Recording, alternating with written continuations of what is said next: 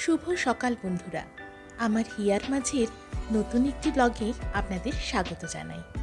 আজ আপনাদের সকলকে পশ্চিম মেদিনীপুরের ঘাটাল শহরের একটি ঐতিহ্যবাহী জায়গার সঙ্গে পরিচয় করাবো, আর সেটা হলো এই ভাষাপোল।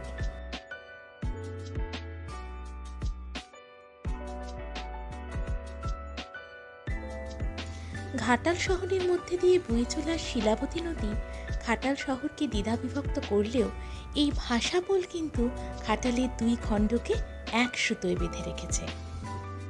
চলুন তবে আজ দেখে আসি সেই ভাষাপোল। এই যে আমরা বেরিয়ে পড়েছি।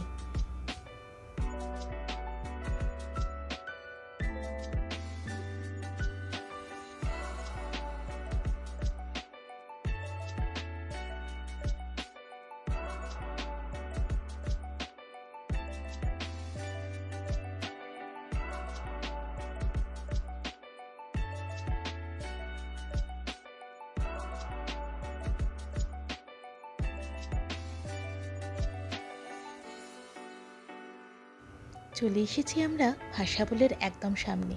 চলুন তবে সামনে থেকেই দেখে নেওয়া যাক।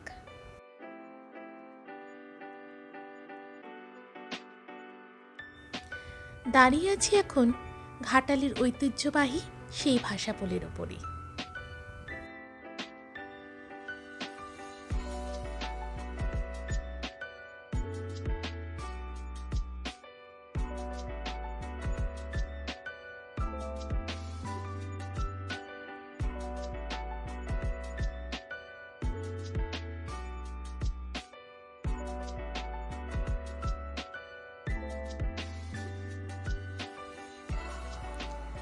ঘাটাল চিরকালের একটি বাণিজ্য কেন্দ্র।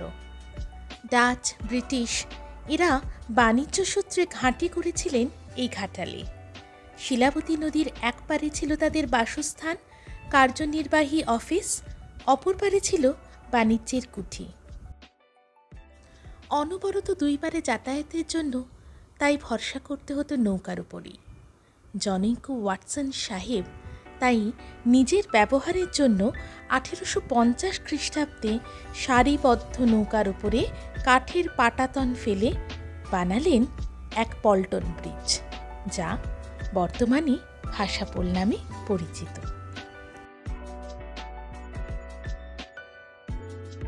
তবে জানেন তো, এখন যেমন সারাদিনে অগণিত বার অজস্র মানুষ এই ভাষাপোল দিয়ে পারাপার করছেন, সেই সময় কিন্তু এমনটার অনুমতি ছিল না। পরবর্তীকালে 1904 সালের 22 সেপ্টেম্বর বেঙ্গল ফেরি অ্যাক্টে এটি সর্বসাধারণের জন্য মুক্ত করে দেওয়া হয়।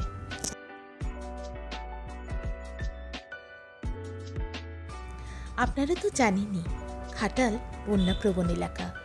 বর্ষাকালে নদীতে জল বাড়লে তা দুকুল ছাপিয়ে ছড়িয়ে পড়ে ঠিকই, কিন্তু তখনও এই ভাষাপোল কিন্তু এই নৌকাগুলির উপরে এভাবেই ভেসে থাকে।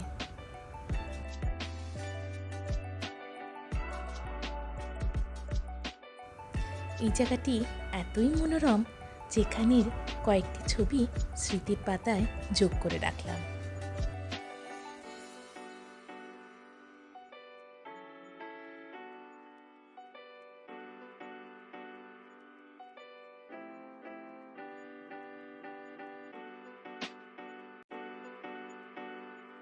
চলুন তবে এবার বাড়ি ফিরি।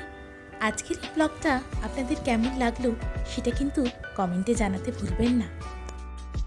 আর কারা কারা আপনারা ঘাটালের এই ভাষাপোলের সঙ্গে পরিচিত বলুন তো, সেটাও জানাবেন।